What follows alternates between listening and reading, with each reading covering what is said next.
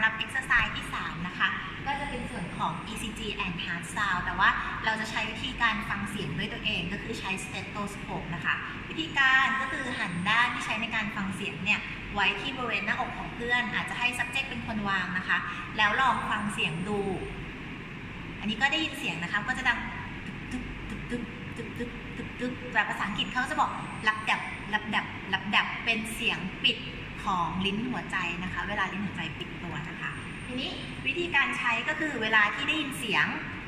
รับกดดับปล่อยนะก็จะเป็นพอได้ยินเสียงตึ๊กตึ๊กตึ๊กตึ๊กตึ๊กตึ๊กเนี่ยค่ะก็จะแบบว่ากดแล้วก็ปล่อยกดแล้วก็ปล่อยหน้าจอจะขึ้นเป็นลักษณะนี้นะคะลองดูอันนี้คือกราฟที่ครูกดเมื่อกี้เนาะก็คืออันนี้จุดแรกคือจุดที่ได้ยินเสีย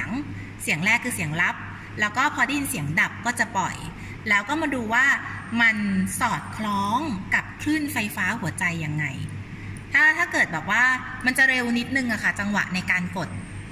ลองฟังดูแล้วก็กดตามจังหวะที่ได้ยินนะคะแล้วมาวิเคราะห์ผลค่ะ